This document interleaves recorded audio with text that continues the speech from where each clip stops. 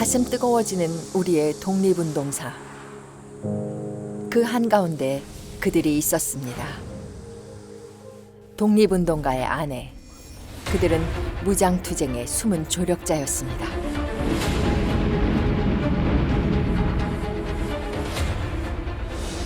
임시정부의 비밀 요원이기도 했습니다. 그들 스스로 선택한 길이었습니다. 내가 운동을 안 하면 누가 가겠어요? 남자들은 못 댕겨요. 뭐 어떻게든 다 잡히죠. 이제 그들을 만나보려 합니다. 독립운동사의 절반을 차지했던 여성 지사들. 그들에게 온전한 이름을 돌려주려 합니다.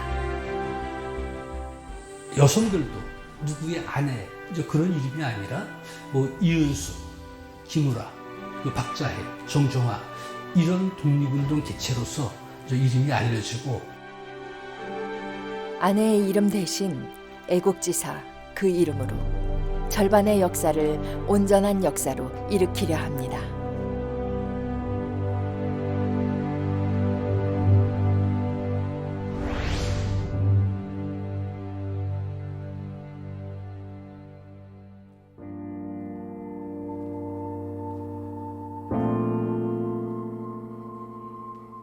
일제강점기 36년 지난한 독립투쟁의 길에 수많은 지사들이 자신의 모든 것을 바쳤습니다. 신채호, 이회영, 김의한, 이상용 등 독립운동사의 우뚝한 봉우리로 남은 지사들. 그리고 이들과 함께했던 아내들이 있었습니다. 박자혜, 이은숙, 정정화, 김우락이 그들입니다. 독립지사를 남편으로 두었던 이 네 분 역시 독립투쟁을 함께 했습니다. 그러나 아직 이분들은 독립지사의 아내라는 이름으로만 머물러 있습니다. 이들은 과연 어떤 삶을 살았을까요? 독립운동에 투신했던 어느 간호사를 만나보려 합니다.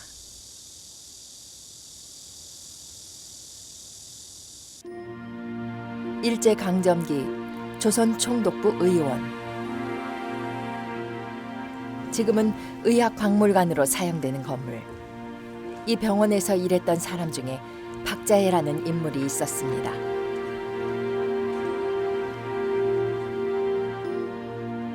그는 한국인 간호사였습니다. 한국인으로서 조선총독부 의원에 근무하는 것은 매우 이례적이었다고 합니다. 출산 전후의 산모들을 돌보고 또 이제 그 여성 질환 환자들을 뭐 돌보는 그런 역할인데요. 그런데 당시에 이 총독부 의원은 말할 것도 없고 우리 한국 전체로 봐도 한국인 간호사가 굉장히 드물 때예요. 예. 그리고 이제 또 이 총독부 의원은 아무래도 일본인 중심으로 일본인들이 주도권을 쥔 채로 운영되고 있었기 때문에 또 민족 차별도 좀 많이 받았다라고 이렇게 추정해 볼 수 있습니다. 1919년 3월 독립 만세운동이 일어났습니다. 전국은 물론 해외까지 번져나간 만세운동. 일제는 한국인들의 평화 시위를 무력으로 진압했습니다. 조선 총독부 의원 간호사였던 박자혜도 3.1운동에 가담했습니다. 한 가지 또 주목해야 될 것은 3.1운동 이전에도 아마 이제 궁궐 생활도 하셨던 분이고 또 이른바 한일합방 이후에 쭉 이제 20대로 이렇게 20대로 성장하신 그런 경우이기 때문에 나라를 그러니까 주권을 빼앗긴 그 울분 같은 거 이런 거는 항상 있었다고 봐야죠. 박자혜는 어떤 인물이었을까요? 서울의 어느 고등학교 오래된 학적부에 박자혜의 이름이 남아 있습니다. 여기 보면 일단 신부는 중인으로 되어 있고요. 또 생년이 명치 26년으로 되어 있습니다. 또한 입학을 명치 44년, 그러니까 1911년에 입학을 하셔서 기획과는 특별히 가사를 비롯해서 실과에 관련된 그런 과목들을 배운 것으로 백년사에 보면 적혀 있습니다. 주로 뭐 재봉이라든지 자수라든지 요리라든지 이런 등등의 과목을 별도로 배운 것으로 알고 있습니다. 1911년 박자희를 이 학교로 데리고 온 이는 대한제국 상궁 조하서. 고종의 어명에 따라 박자희는 다른 궁녀들과 함께 신학문을 접했습니다. 1895년 경기도 양주에서 태어난 박자희는 어린 나이에 궁녀가 되었습니다. 조선 총독부 관보, 여기에 박자희의 이름이 또 나옵니다. 1916년 박자희는 조선 총독부 의원 부설 의학강습소 간호부과를 졸업했습니다. 그리고 3년 뒤 3.1 만세운동이 일어났습니다. 조선 총독부 의원 간호사였던 박자희는 만세운동의 한가운데로 뛰어들었습니다. 3월 6일경에 본인도 이제 이 조직이 필요하구나 이런 생각을 하게 돼요. 그래서 간호사 조직을 한번 만들어 볼까 이런 생각을 하신 것 같습니다. 그래서 간호회라고 알려진 조직을 결성하게 된 것 같습니다. 그래서 그 조직에서 그럼 무슨 일을 했는가 확실히 드러나지는 않지만 그 이제 유인물을 만들고 그 다음에 그런 거를 몰래 배포하고 그리고 아마 3월 10일경에 밖에 나가서 우리도 만세해보자. 그래서 아마 행렬에 같이 가담했던 것 같습니다. 간호사 조직을 만들어 3.1 운동에 가담했던 박자혜. 결국 체포되고 말았습니다. 일제의 조선인 감시 보고서인 사찰위보. 박자혜는 과격하고 언변이 능한 자, 총독부 의원 간호사 모두를 대상으로 독립만세를 고창한 주모자로 기록하고 있습니다.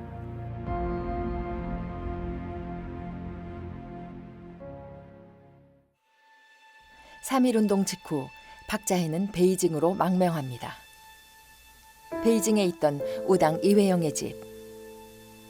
이곳을 자주 드나들던 박자혜는 단재 신채호를 만납니다. 그리고 두 사람은 특별한 인연을 맺습니다. 당신은 무슨 연유로 상해에서 북경으로 오셨는지는 모르나 어쨌든 당신과 나는 한평생을 같이 하자는 약속을 하게 되었던 것입니다. 1920년 24살의 박자혜는 39의 신채호와 결혼했습니다. 여성 독립지사와 혁명가의 인연, 이회영의 아내 이은숙이 연을 맺어줬다고 알려져 있습니다.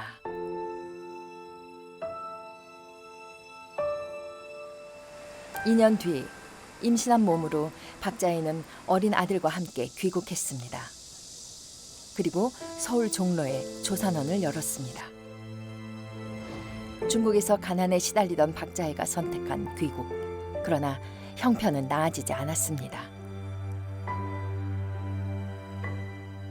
그 당시 산파조리원들은 상당히 잘 되던 시절입니다. 그렇지만 박자혜 여사는 이제 단재 신채호 선생의 사모님이고 따라서 항상 경찰들의 그 감시, 통제하에 있고 하다 보니까 우리 한국인 산모들이 사실 그쪽으로 이제 가는 걸 꺼리게 되죠. 그러니까 이제 운영난에 빠지게 되고, 예.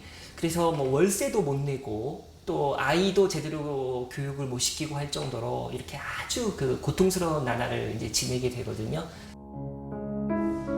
귀국 후 낳은 둘째를 포함 박자혜는 두 아이의 엄마였습니다. 가난 속에서도 박자혜는 독립운동의 끈을 놓지 않았습니다. 1926년 12월 나석주 의사가 조선 식산은행과 동양척식회사에 폭탄을 투척했습니다.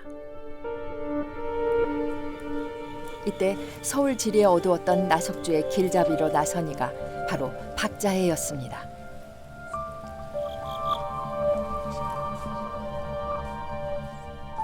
항일 무장단체 의열단의 단원이었던 나석주 의사. 그의 의거는 박자혜의 지원이 있었기에 가능했던 것입니다. 남편 신채호는 1923년 조선혁명 선언으로 불리는 의열단 선언을 집필하고 적극적인 혁명으로 독립을 쟁취할 것을 주장합니다. 1928년 남편 신채호가 리순 감옥에 투옥됐습니다. 그리고 8년 뒤 박자희는 충격적인 소식을 듣게 됩니다. 36년 2월 18일에 그 형무소에서 전보가 왔어요. 그 뇌출혈로 쓰러졌다. 그 신채호 선생이 뇌출혈로 쓰러졌으니까 그 위독하다. 그리고 전보를 받고 박자희 여사가 19일 날 거기 도착해요. 그 형무소를 갔는데 그 이미 그때는 의식을 잃은 상태라 알아보지 못했어요. 박자희의 상심은 컸습니다. 15년이나 그리던 아내와 자식이 곁에 온 줄도 모르고 당신의 몸은 푸르댕댕하게 성난 시멘트 방바닥에 꼼짝도 못하고 누워 있었지요. 남편과 헤어진 지 15년여. 그리고 8년의 옥바라지 끝에 맞이한 남편의 죽음. 신채호의 아내 박자희가 감당해야 했던 삶이었습니다.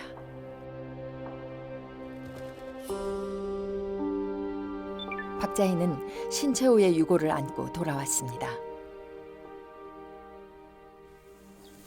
1944년 박자희는 서울의 단칸방에서 홀로 최후를 맞았습니다.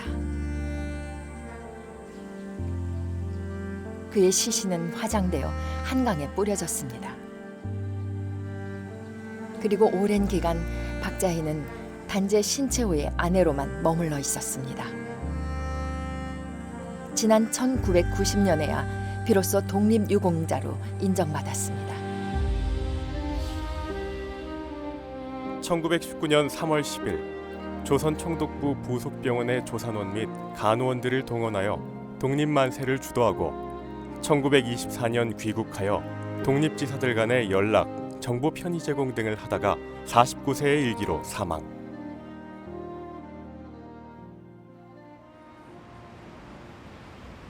또 다른 여성 독립지사를 만나봅니다. 서울의 명동. 우당 이회영과 그 형제들의 집이 있던 곳입니다.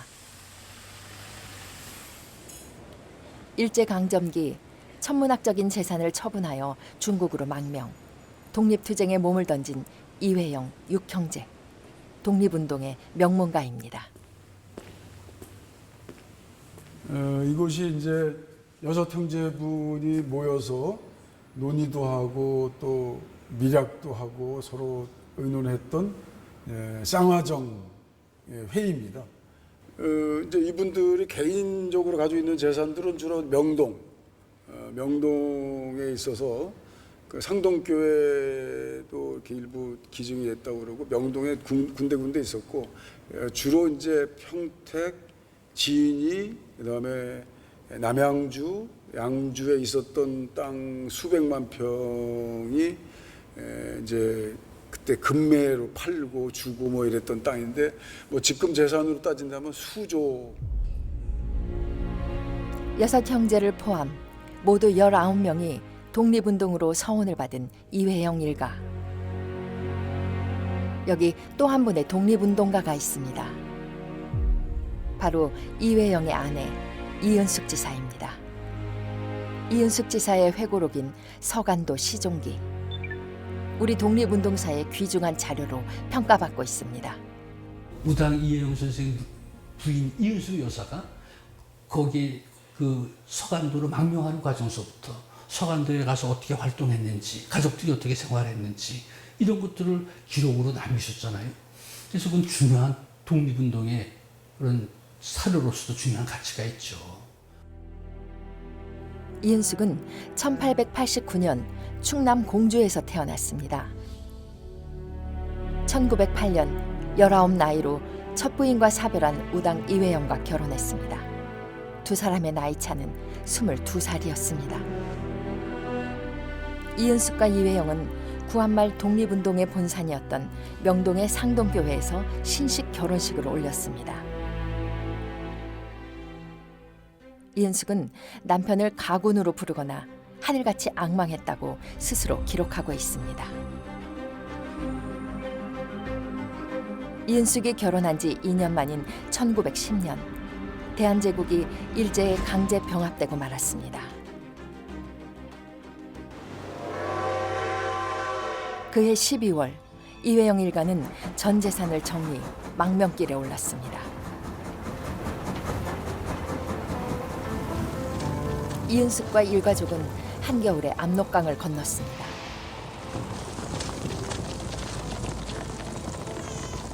(40여) 명의 일가족은 혹독한 추위에 시달려야 했습니다. 난생 처음 겪는 추위였습니다. 우리나라에서는 귀한 집 부인들이 이 같은 고생은 듣지도 못했을 것이었다. 만주 추위는 조선 대한 소환 추위와 비교도 되지 않는 추위이다. 서울을 떠난 지 40여일 만에 이은숙 일가는 중국 지린성 유여현에 도착했습니다.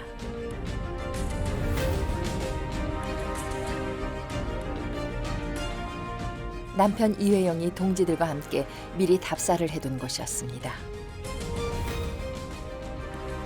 이은숙 일가와 한인들은 독립기지 건설에 나섰습니다.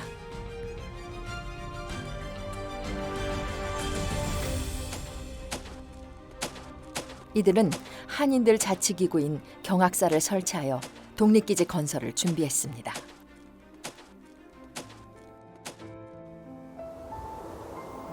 그리고 무장 독립군을 양성하기 위한 신흥 무관학교를 열었습니다.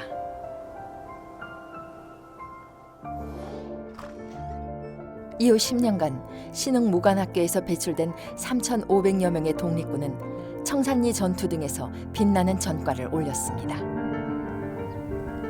각지에서 모여든 신흥 무관학교 학생들, 그 뒷바라지는 오롯이 이은숙과 동료 여성들의 몫이었습니다. 넉넉하지 못한 재정, 먹을 것과 입을 것은 항상 부족했습니다. 죽을 쓰는 때면 상을 가지고 나갈 수가 없게 얼굴이 화끈 달아올랐다.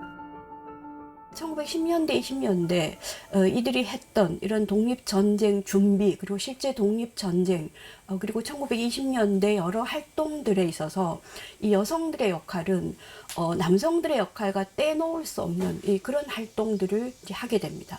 서로 군정서 대원들의 그 옷을 만든다거나 이들을 이제 먹이고 입히고 하는 활동들, 그리고 신흥무관학교 학생들을 보살피는 활동들, 사실 생활 영역이긴 하지만 바로 공적인 이런 독립운동의 영역과 분리할 수 없는 그런 그 영역이죠. 그래서 이 남성과 여성을 따로 떼어 놓고 보기가 상당히 좀 어렵다. 그래서 그것 자체가 독립운동이었다. 일제의 탄압으로 신흥무관학교가 문을 닫은 후 이은숙과 가족은 베이징으로 거처를 옮겼습니다. 이은숙의 집은 독립지사들의 집결처가 되었습니다. 적게는 10명, 많게는 40명까지 손님들로 북적였습니다. 이은숙은 가난과 궁핍에 시달려야 했습니다. 나중에는 어린 두 딸을 빈민구제원에 맡겨야 할 정도였습니다. 1925년 이은숙은 임신한 몸으로 홀로 귀국했습니다. 이것이 남편 이회영과의 마지막이었습니다. 나중에 이은숙은 이를 절절히 후회했습니다. 슬프다. 이날이 우리 부부 천고 연결이 될 줄 알았으면 생사간을 같이 있지 왜 이 길을 택했으리요. 귀국한 이은숙은 삭바느질 등으로 돈을 모아 베이징으로 보냈습니다. 빨래를 해서 옷을 잘 만져주면 여자 저고리 하나에 30전, 치마는 10전, 두루마기는 3, 4전. 주야로 옷을 지어도 한 달 수입이 겨우 20원가량이었다. 그도 받으면 바로 붙여드렸다. 1932년 마지막 무장투쟁을 준비하던 남편 이회영이 일경에 체포되어 리순 감옥에 수감됐습니다. 안중근 의사, 단재 신채호 등이 수감되었던 리순 감옥은 우리 독립운동사에서 매우 의미 있는 곳입니다.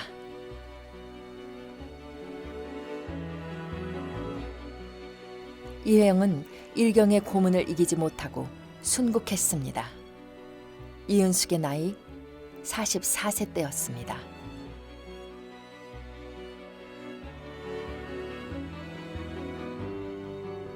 슬프도다. 6, 7년을 고심열성으로 수만리 이역에서 상봉할 날만 고대하였더니 이런 흉보를 받게 될 줄이야. 하늘이 무너지는 듯 호천망조하며 붕성짓동당한 이내 방명 무슨 낯을 들고 다니리요.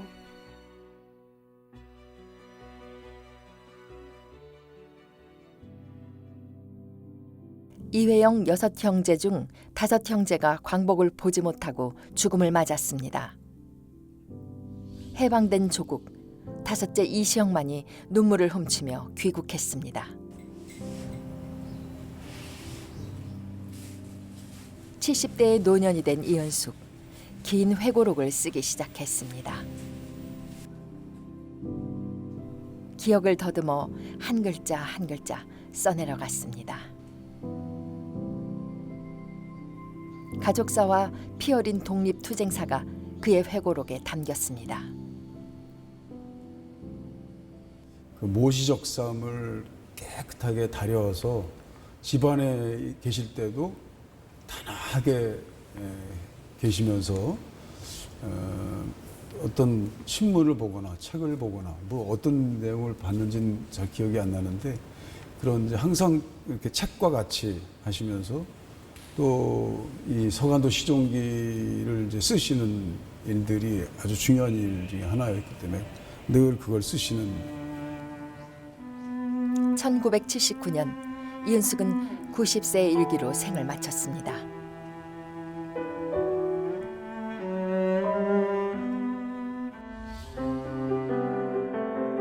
(1910년) 남편 이회영 및 그 일가족과 함께 유하연 삼원보로 이주하여 신흥무관학교 설립 등 독립운동 기지 개척에 일조함. 이회영과 독립운동가들의 활동을 지원하다 1925년 귀국하여 독립운동 자금을 조달함.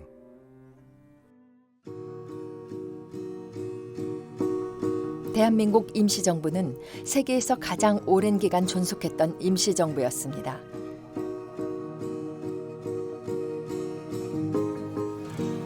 조국의 독립과 광복, 수많은 지사들이 이를 위해 자신의 모든 것을 바쳤습니다.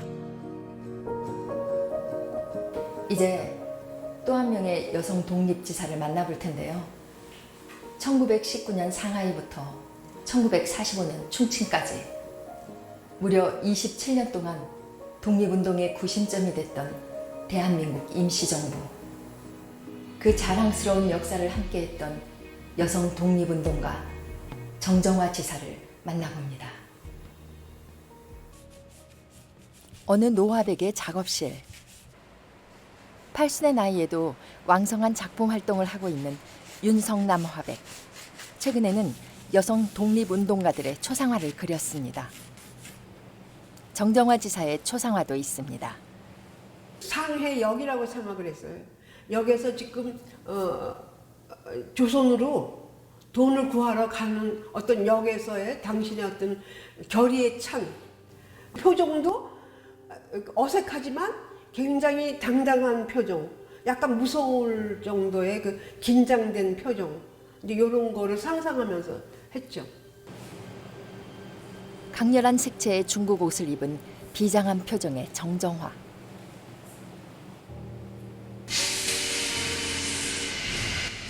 그는 독립자금을 구하기 위해 몰래 귀국하려던 참이었습니다. 정정화는 모두 6차례 상하이와 국내를 오갔는데요. 그야말로 목숨을 건 여정이었습니다. 정정화는 임시정부가 구축한 교통망과 연락망을 이용 압록강을 건너 다녔습니다. 임시정부에 대한 일제의 감시가 극에 달했던 시기, 그 누구도 선뜻 나서지 못하는 국내 잠입, 정정화가 스스로 나섰습니다. 내가 하는 게지 누가 시키는 걸 하겠어요?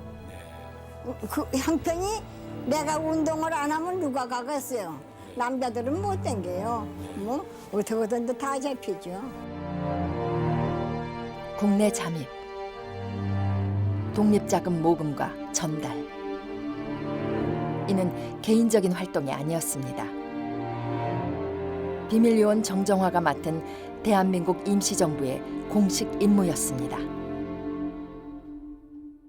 중국 상해에 있는 대한민국 임시정부가 국내에 있는 국민들하고 연계를 맺기 위해서 특파원이라고 하는 특수임무를, 비밀요원들을 국내로 파견해서 국내에 있는 비밀단체들하고 서로 연계도 맺고 또 국내에 있는 소식도 전하고 자금도 모집해오고 그런 활동을 하죠. 정정화 지사, 그는 어떤 인물이었을까요? 1890년 충남 예산에서 태어난 정정화는 11살 때 김혜안과 혼례식을 치렀습니다. 그의 시아버지는 김가진, 대한제국의 대신을 지낸 인물이었습니다. 정정화가 결혼한 지 10년째이던 1919년 10월, 시아버지와 남편이 홀연히 사라지고 말았습니다. 김가진과 김의안이 상하이 임시정부로 망명을 한 것입니다. 정정화는 신문기사를 보고 시아버지와 남편의 망명을 알았습니다. 김가진의 망명과 임시정부 투신은 일제에 적잖은 충격을 던졌습니다.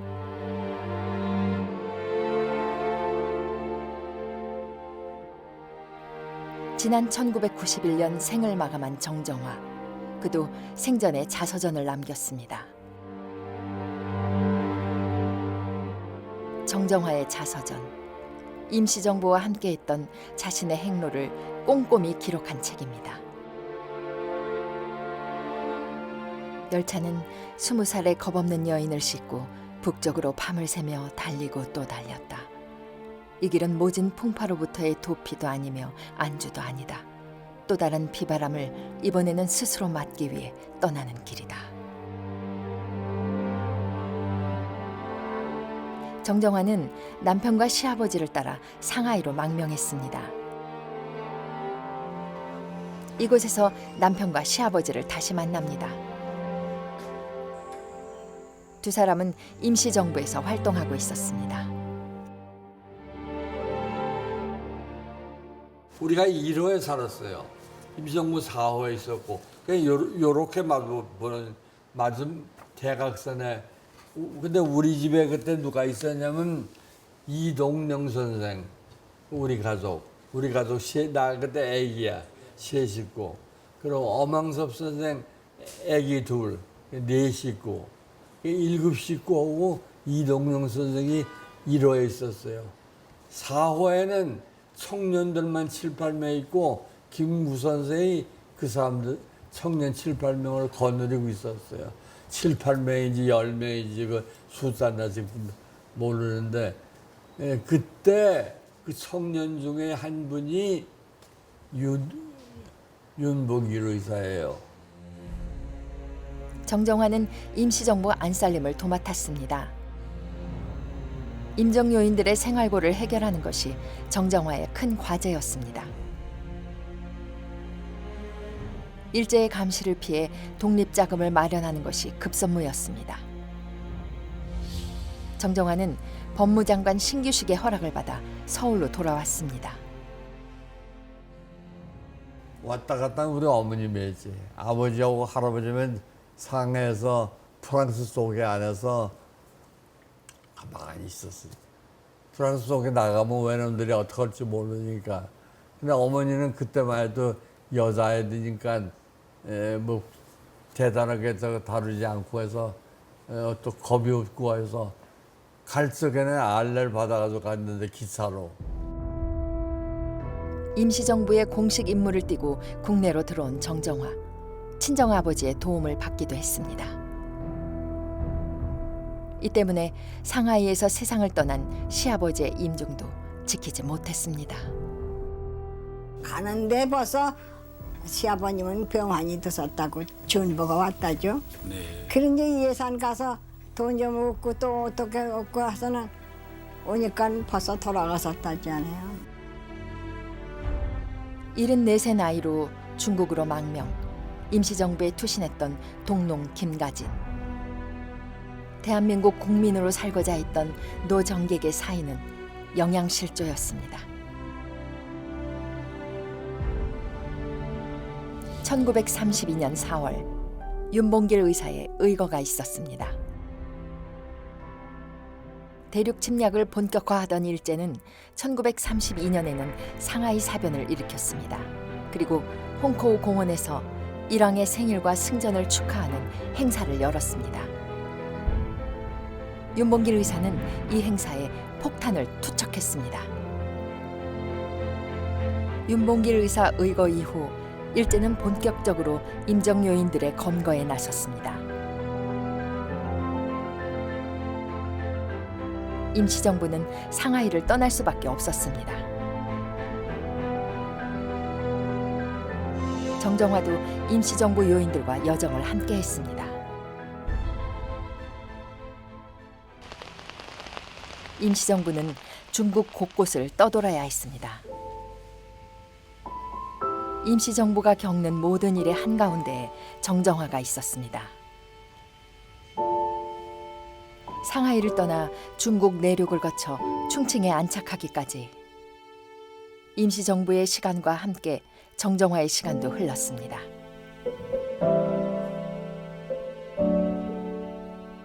(20대의) 정정화는 (40대의) 중년 여성이 됐습니다. 그동안 많은 일을 겪어야 했습니다. 서고 이동영 선생의 임종도 정정화가 지켰습니다. 김구 선생의 어머니의 장례식도 치렀습니다. 공식적인 독립운동에 나서는 동안 아픔도 많았습니다. 중국 땅에서 이 민족의 큰 별들이 하나씩 둘씩 그 자취를 감출 때마다 조국의 독립이 그만큼 점점 더 멀어지듯 싶었던 것은 나만이 느낀 심정이 아니었으리라.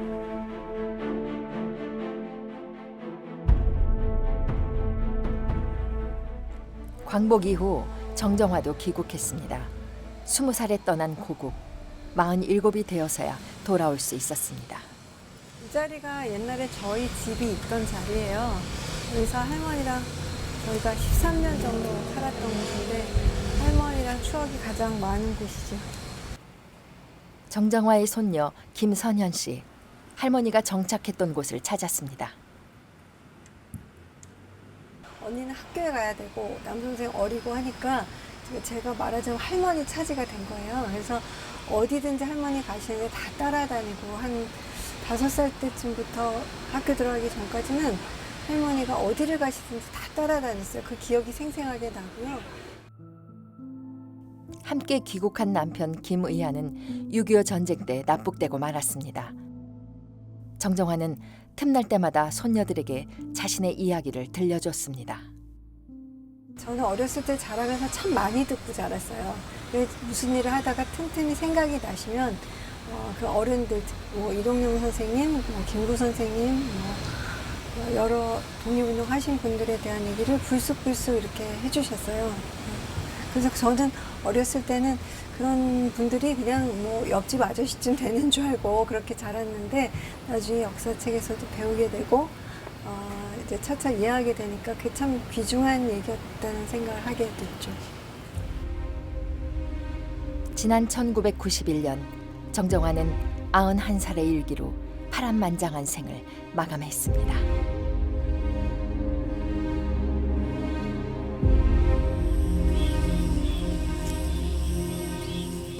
그는 대전 현충원 애국지사 묘역에 묻혔습니다.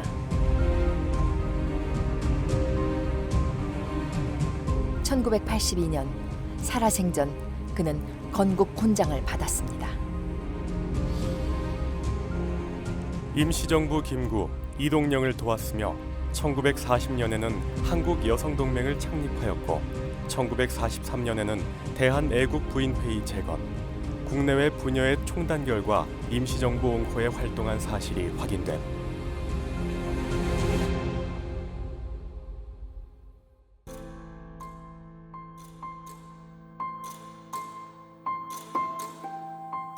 지사들은 독립운동의 모든 것을 걸었습니다. 때로는 자신의 운명까지 바쳤습니다. 여기 또 한 분의 여성 지사가 있는데요. 그의 남편은 독립지사로 이름 높은 석주 이상용. 그러나 남편과 함께했던 그의 동지이자 아내였던 그의 이름을 우리는 잘 알지 못하고 있습니다. 바로 이 집 안동 임청각의 안주인이었던 김우락 지사를 만나보겠습니다. 99칸의 대저택이었던 임청각. 임시정부 초대 국무령을 지낸 이상용의 옛집입니다. 지금은 복원공사가 한창인데요. 저택의 원형을 찾으려는 노력입니다. 제가 훼손했던 임청각을 이제 원상복귀시키는 복원공사입니다. 석주 선생님 독립운동하기 이전에는 99칸 아주 큰 집이었습니다. 그래서 한 마을을 이루고 있던 고성이 씨들의 그 동성 마을이었는데 일제가 이렇게 철길을 놓으면서 상당히 훼손됐던 그런 건물입니다. 원래 임청각은 낙동강 강변까지 이어져 있었습니다. 낙동강변이 임청각의 정원이었던 셈입니다.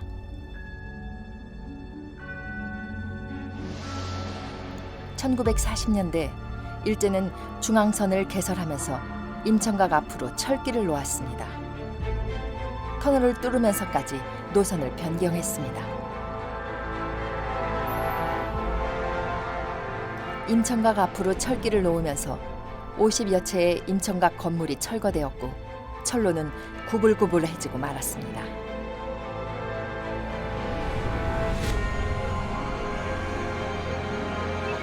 터널도 3군데나 더 뚫어야 했습니다. 이후 임청각은 고립됐고 열차 소음에 시달려야 했습니다. 일제가 철도로 임청각을 압박한 특별한 이유가 있었습니다.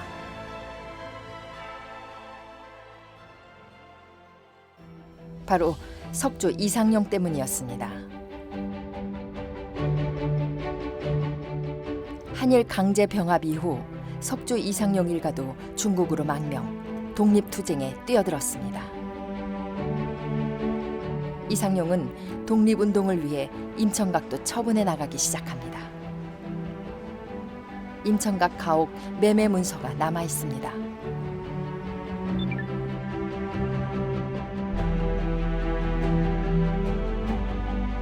(1913년) 작성된 문서. 임청각 건물 중 4채를 판다는 문서입니다.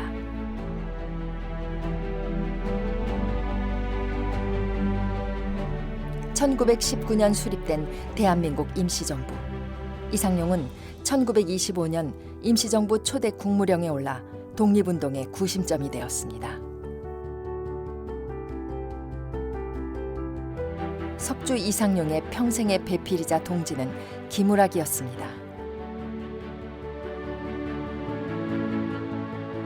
경북 안동시 내암마을의 어느 고택. 모두 5명이 건국 훈장을 받은 독립지사 김대락의 집입니다. 1854년 이곳에서 김대락의 여동생으로 태어난 김우락은 19살 때 석주 이상용과 결혼했습니다.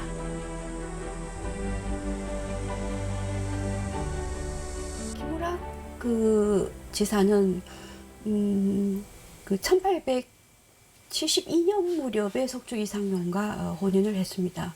그래서 한 20여 년간은 사실상 그 양반가의 그 부인의 그 위치에서 평범한 삶을 누구보다도 좀 그 누리면서 살았다고 말씀을 드릴 수 있습니다.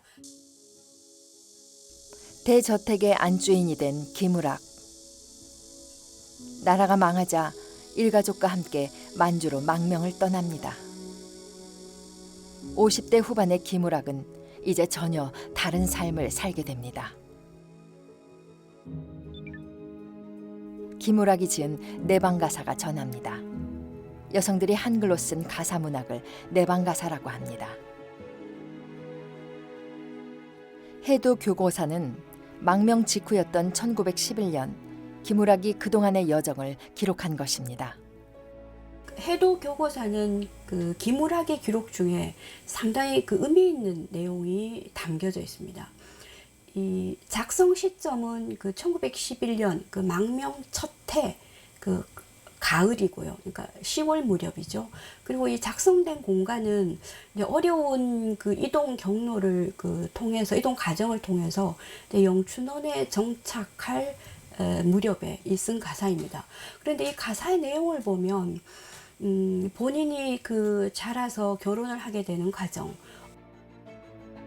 이 몸이 작아서 보잘것없이 성장하여 19세에 결혼하니 존귀한 시부모님의 큰 덕택으로 일신이 반석이요 문중의 큰 경사라. 1911년 가을 김우락은 남편 이상용과 함께 이곳 중국 지린성 유어현에 도착합니다. 이미 이회영 형제들과 이동영 지사 등이 터를 잡고 있던 곳입니다. 이상용은 신흥무관학교 교장을 맡았습니다. 이은숙의 서간도 시종기에도 기록이 남아 있습니다. 학교 이름은 신흥무관학교라 하였다. 발기인은 우당 이회영 씨, 서고 이동영 씨, 해관 이관직 씨, 이상용 씨, 윤기섭 씨, 교주는 영석 이석영 씨, 교장은 이상용 씨였다. 김우락은 이윤숙 등과 함께 신흥무관학교의 안살림을 맡았습니다. 대갓집 안방마님으로 살았던 것과는 전혀 다른 생활이었습니다. 여성들의 지원이 없었다면 신흥무관학교 운영도 불가능했을 것입니다. 이 자치단체를 이끌어가는데 이 여성들의 역할은 굉장히 좀 중요합니다. 부인회 조직을 만들기도 하고, 그러니까 한인 사회의 이 독립운동 사회의 정서적 이 공감대, 안정적인 부분에 상당히 기여를 하셨고, 1925년 석조 이상용은 임시정부 초대 국무령에 취임했습니다. 그는 분열된 독립운동 단체들의 통합에 힘썼으나 여의치 않았습니다. 결국 이상용은 국무령을 사임하고 말았습니다. 1932년 석조 이상용이 중국 지린성 설안시에서 74세 나이로 순국했습니다. 그는 나라를 되찾기 전에는 자신의 유고를 고국으로 옮기지 말라는 유언을 남겼습니다. 대갓집 안방마님으로 석조 이상용의 아내로 살아온 김우락. 그러나 김우락 역시 강렬한 독립 의지를 품은 지사였습니다.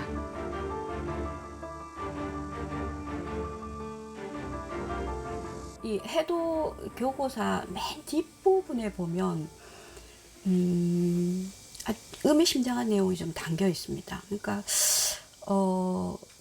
내가 좀 젊었다면 나도 힘껏 좀 힘을 보탤 텐데 라는 내용 뒤에 그 자제분들에게 너희들도 어서 그 남편을 따라서, 그러니까 아버지를 따라서 복국을 하기 위해서 힘을 써라.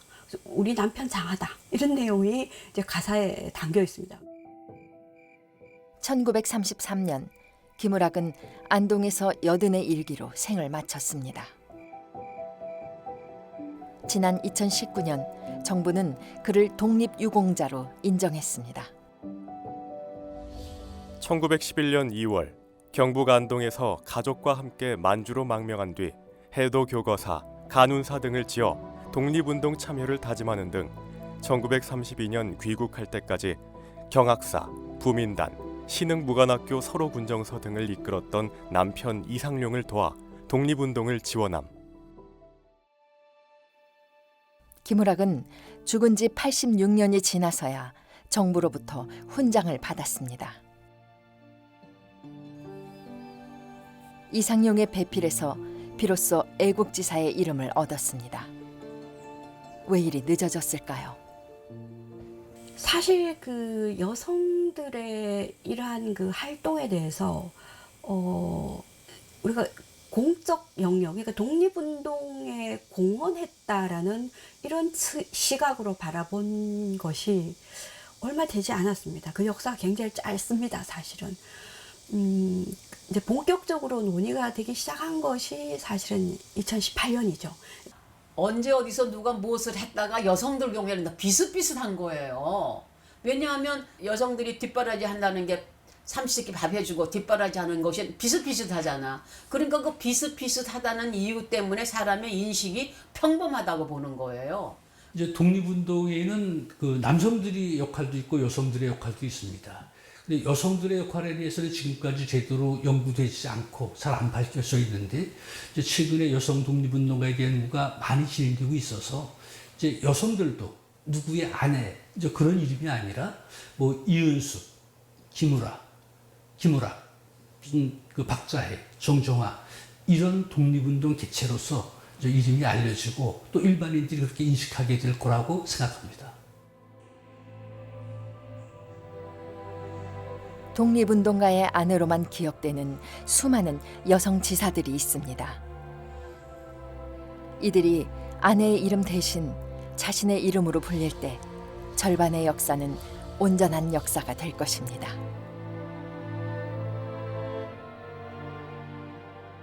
정부가 공식 인정한 독립지사는 약 2만여 명. 그중에 여성지사는 2%에도 미치지 못하는 200여 명에 지나지 않습니다. 우리의 독립운동사는 절반의 역사만 기록하고 기억했던 것입니다. 이제 우리는 아내라는 이름 대신 그들의 이름으로 기억해야 하지 않을까요?